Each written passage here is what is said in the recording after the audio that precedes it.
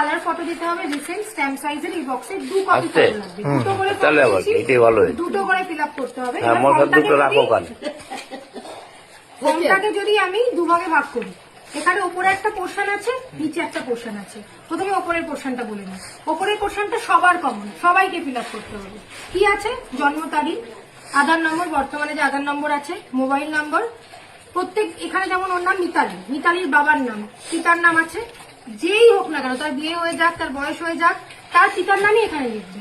তারপরে পিতার এপিক নম্বর, পিতার এপিক নম্বর 2025-এর যদি থেকে থাকে সেটা লিখবে, যার নেই সে লিখবে না। তারপর মায়ের নাম, মায়ের এপিক নাম্বার মানে ভোটার কার্ডের নাম্বার, থাকলে লিখবে, না থাকলে লিখবে না।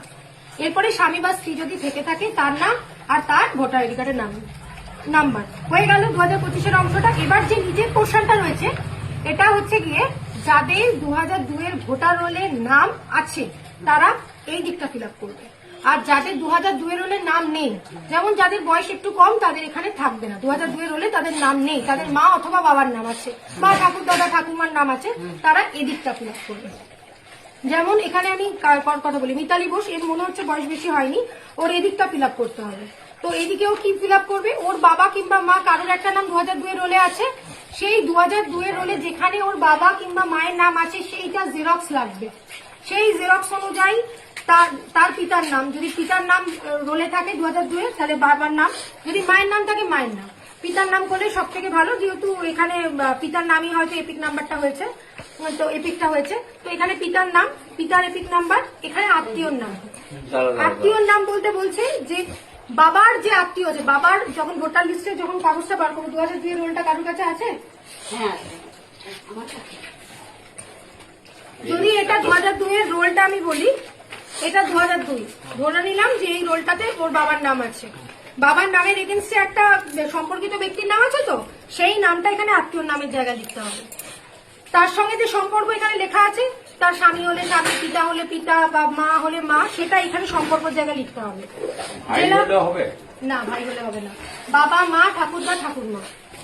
জেলার নাম, রাজ্যের নাম, তাদের মৃত হলেও সমস্যা নেই, 2002-এ তো তাদের নাম ছিল, তাদের নামটা 2002 অনুযায়ী আমি লিখছি, তো আমি তো বর্তমানে লিখছি না।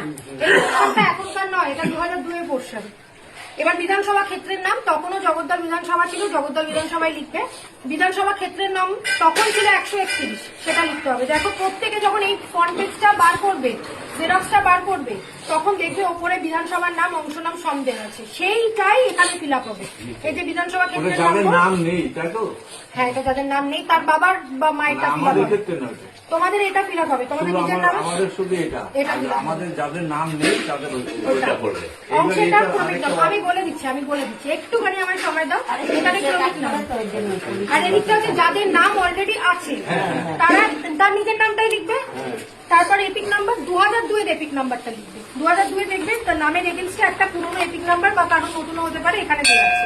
এই যে এই নাম্বারটা, তার নামের এগেন্সটে যেটা লেখা আছে, তার আত্মীয়র এগেন্সটে যে নামটা লেখা আছে সেটা লিখবে, সম্পর্ক লিখবে, জেলা, রাজ্যের নাম, বিধানসভা ক্ষেত্রের নাম, 2002-এর বিধানসভা ক্ষেত্রের অংশ, এখানে যে অংশ 11, আর ক্রমিক নাম্বার। ধরে নিলাম যে তার নাম এই 62-তে ছিল, কমলের সাথে ধরে নিলাম, তাহলে তার এই ক্রমিক নাম্বার হবে 62 বা 61, যে ক্রমিক নাম্বারটা হবে। ঠিক আছে?